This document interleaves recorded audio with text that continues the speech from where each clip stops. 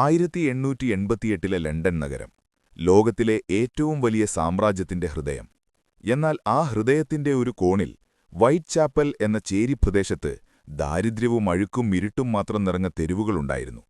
ആ തെരുവുകളിലൂടെ രാത്രിയിൽ നടക്കാൻ ധൈര്യമുള്ളവർ കുറവായിരുന്നു. എന്നാൽ ആഗസ്റ്റ് മാസത്തിലെ ആ രാത്രി മുതൽ ലണ്ടൻ എന്നേക്കുമായി മാറി. ചരിത്രത്തിലെ ഏറ്റവും ക്രൂരനും നിഗൂഢനുമായ ഒരു സീരിയൽ കില്ലർ അവിടെ അവതരിച്ചു. അയാളുടെ പേര് നമുക്കറിയില്ല, പക്ഷേ ലോകം അയാളെ വിളിച്ചു ജാക്ക് ദ റിപ്പർ.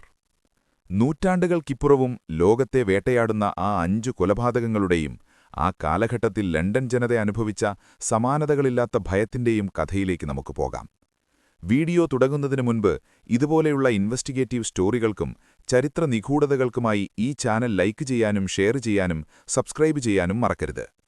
ഓഗസ്റ്റ് 31, 1888 പുലർച്ചെ 3:40 ബക്സ് റോ എന്ന വിജനമായ ഇടവഴി.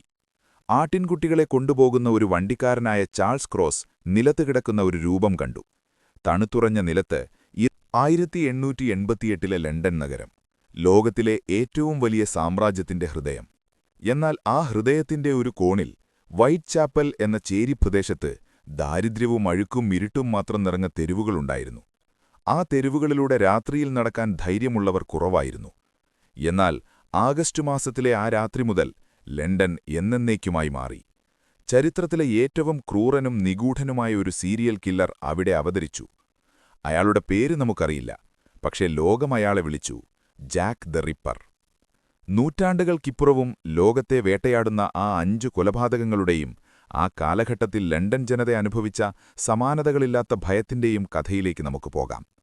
വീഡിയോ തുടങ്ങുന്നതിനു മുൻപ് ഇതുപോലെയുള്ള ഇൻവെസ്റ്റിഗേറ്റീവ് സ്റ്റോറികൾക്കും ചരിത്ര നിഗൂഢതകൾക്കുമായി ഈ ചാനൽ ലൈക്ക് ചെയ്യാനും ഷെയർ ചെയ്യാനും സബ്സ്ക്രൈബ് ചെയ്യാനും മറക്കരുത്. ഓഗസ്റ്റ് 31, 1888 പുലർച്ചെ 3:40 ബക്സ് റോ എന്ന വിജനമായ ഇടവഴി. ആട്ടിൻകുട്ടികളെ കൊണ്ടുപോകുന്ന ഒരു വണ്ടിക്കാരനായ ചാൾസ് ക്രോസ് നിലത്ത് കിടക്കുന്ന ഒരു രൂപം കണ്ടു.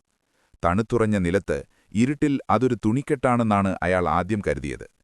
തന്റെ സുഹൃത്തിനൊപ്പം ചെന്ന് നോക്കിയ അയാൾ നിലവിളിച്ചുപോയി. അതായിരുന്നു മേരി ആൻ നിക്കോൾസ്. 43 വയസ്സുള്ള ആ സ്ത്രീയുടെ കഴുത്ത് അതിക്രൂരമായി അറുക്കപ്പെട്ടിരുന്നു. വയറ്റിൽ ആഴത്തിലുള്ള മുറിവുകൾ. രക്തം വാർന്ന് ആ തെരുവ് ചുവന്നിരുന്നു. പോലീസ് സർജനായ ഡോക്ടർ ലെവലിൻ എത്തിയപ്പോൾ അദ്ദേഹം ഒരു കാര്യം ശ്രദ്ധിച്ചു. കൊലയാളിക്ക് മനുഷ്യശരീരത്തെക്കുറിച്ച് വിചിത്രമായ എന്തോ അറിവുണ്ട്. ഈ വാർത്ത പിറ്റേന്ന് ലണ്ടനിലെ പത്രങ്ങളിൽ കാട്ടുതീ പോലെ പടർന്നു. വൈറ്റ് ചാപ്പലിലെ ഭീകരത എന്ന് പത്രങ്ങൾ തലക്കെട്ട് നൽകി.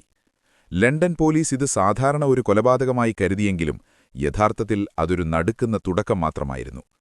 സെപ്റ്റംബർ 8 ലണ്ടൻ നഗരം ഉറക്കമുണർന്നത് മറ്റൊരു ഞെട്ടിക്കുന്ന വാർത്ത കേട്ടുകൊണ്ടാണ്. പുലർച്ചെ 6 മണിക്ക് ഹാൻബറി സ്ട്രീറ്റിലെ ഒരു വീടിന്റെ പിൻവശത്ത് രണ്ടാമത്തെ ഇരയെ കണ്ടെത്തി. Annie Chapman. മേരി ആനിനേക്കാൾ ക്രൂരമായിരുന്നു ഇത്തവണത്തെ രീതി. കഴുത്തറുത്തതിനു പുറമെ കൊലയാളി അവളുടെ വയർ കീറിമുറിക്കുകയും ഗർഭപാത്രം ശസ്ത്രക്രിയയിലൂടെ എന്ന പോലെ പുറത്തെടുത്തു കൊണ്ടുപോവുകയും ചെയ്തു. പോലീസിന് അതൊരു ഞെട്ടലായിരുന്നു. ഒരു ഇരുണ്ട തെരുവിൽ മിനിറ്റുകൾക്കുള്ളിൽ ഇത്രയും കൃത്യമായി അവയവങ്ങൾ നീക്കം ചെയ്യാൻ ആർക്ക് കഴിയും? ലണ്ടൻ ജനത പരിഭ്രാന്തരായി. സന്ധ്യ കഴിഞ്ഞാൽ സ്ത്രീകൾ പുറത്തിറങ്ങുന്നത് നിന്നു. തെരുവു വിളക്കുകൾക്ക് താഴെ നിൽക്കാൻ ആളുകൾ ഭയപ്പെട്ടു. വൈറ്റ് ചാപ്പലിലെ ഓരോ മനുഷ്യനും അപരനെ സംശയത്തോടെ നോക്കാൻ തുടങ്ങി. തന്റെ അയൽക്കാരനാണോ ആ കൊലയാളി? അതോ തന്റെ തൊട്ടടുത്ത് നിൽക്കുന്ന ഈ അപരിചിതനാണോ? ഭയം ലണ്ടനെ വിഴുങ്ങാൻ തുടങ്ങിയിരുന്നു. സെപ്റ്റംബർ 30 ലണ്ടൻ ചരിത്രത്തിലെ ഏറ്റവും ഭയാനകമായ രാത്രി. ഡബിൾ ഇവന്റ് എന്നറിയപ്പെടുന്ന ആ രാത്രിയിൽ ജാക്ക് 2 പേരെയാണ് വേട്ടയാടിയത്. പുലർച്ചെ 1 മണിയോടെ ബെർണർ സ്ട്രീറ്റിൽ എലിസബത്ത് സ്ട്രൈഡിന്റെ മൃതദേഹം കണ്ടെത്തി. അവളുടെ കഴുത്തറുക്കപ്പെട്ടിരുന്നു, പക്ഷേ മറ്റു മുറിവുകൾ ഉണ്ടായിരുന്നില്ല. കൊലയാളി കൃത്യം ചെയ്യുന്നതിനിടയിൽ ആരോ വന്നതുകൊണ്ട് അയാൾ ഓടിപ്പോയതാകാമെന്ന് പോലീസ് ഉറപ്പിച്ചു. എന്നാൽ തന്റെ ജോലി പൂർത്തിയാക്കാത്തതിന്റെ ദേഷ്യം അയാൾക്കുണ്ടായിരുന്നു. കൃത്യം 45 മിനിറ്റിനുള്ളിൽ അടുത്തുള്ള മൈറ്റർ സ്ക്വയറിൽ നിന്ന് രണ്ടാമത്തെ മൃതദേഹം കണ്ടെത്തി. കാഥറിൻ എഡോസ്. ആദ്യ ഇരയെ പൂർത്തിയാക്കാൻ കഴിയാത്തതിന്റെ കലി അയാൾ കാഥറിനോട് തീർത്തു. അവളുടെ മുഖം തിരിച്ചറിയാൻ പറ്റാത്ത വിധം വികൃതമാക്കിയിരുന്നു.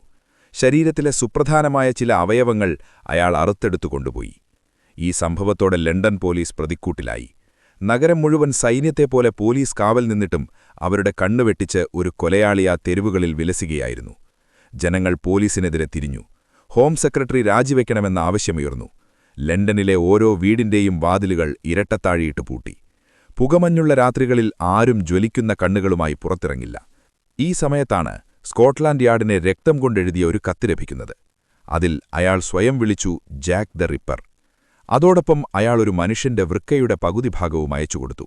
ആ കത്തിന്റെ തലക്കെട്ടിതായിരുന്നു ഫ്രം ഹെൽ. നവംബർ 9. അതായിരുന്നു ജാക്കിന്റെ ഏറ്റവും വലിയ താണ്ഡവം. 25 വയസ്സുള്ള മേരി ജെയിൻ കെല്ലി. മറ്റിരകളിൽ നിന്ന് വ്യത്യസ്തമായി അവൾ കൊല്ലപ്പെട്ടത് അവളുടെ ചെറിയ മുറിക്കുള്ളിലായിരുന്നു.